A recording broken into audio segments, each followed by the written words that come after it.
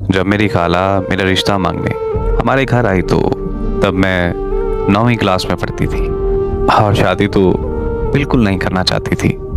लेकिन अब्बू की वफ़ात के बाद मेरी अम्मी को हमारी सब बहनों की बहुत फ़िक्र रहती थी, इसलिए अम्मी ने रिश्ते के लिए खाला को हाँ कर दी और मेरी शादी मेरे खाला की बेटे से हो गई। शादी के कुछ ही महीनों के बाद मेरे ससुराल वालों की मुझसे लड़ाइयाँ शुरू हो गईं। सास और ससुर मुझे बात बात पर ताने देने लगे, यहाँ तक कि मेरे शौहर का भी मेरे साथ रवैया बदलने लगा।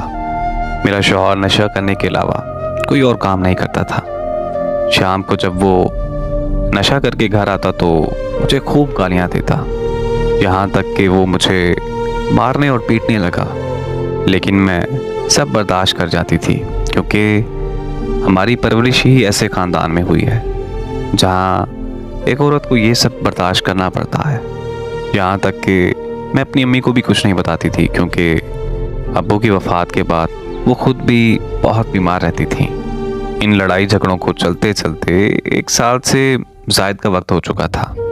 मुझे अल्लाह ने बेटा दिया तो मुझे लगा कि अब सब ठीक हो जाएगा, लेकिन ठीक होने के बजाय झगड़े मज़ीद बढ़ने लगे और मेरी बर्दाश्त की हद ख़त्म होने लगी। बात मुझे गाली गलौज देने या मारने की हद तक होती तो मैं शायद बर्दाश्त कर भी जाती, लेकिन वो लोग मेरे माँ बाप को बुरा भला कहने लगे और उन्हें गालियाँ भी देने लग गए थे। एक औरत अपने ससुराल वालों का हर जुल्म बर्दाश्त कर लेती है, लेकिन वो अपने माँ बाप के खिलाफ एक लफ्ज़ बर्दाश्त नहीं करती। एक रात मेरी लड़ाई चल रही थी कि मेरे ससुराल वालों ने मेरे माँ बाप को बहुत गालियाँ दी। मुझसे बर्दाश्त ना हुआ तो मैंने भी आके अच्छी खासी सुना दी, जिसकी वजह से मेरे शौहर और ससुर ने मुझे छत से धक्का दे दिया। मुझे याद है वो रात जब मैं खून से लथपथ पड़ी थी और किसी एक को भी मुझ पर तरस नहीं आ रहा था। तब मेरी माँ आकर मुझे अस्पताल लेकर गई।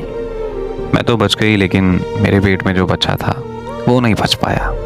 उस रात के बाद मुझे उनसे ऐसी नफ़रत हुई कि मैं कभी दोबारा उस घर में गई ही नहीं।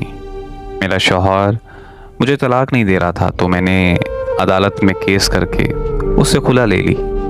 खुला के बाद उसे एहसास हुआ कि उसने मेरे साथ कितना गलत किया।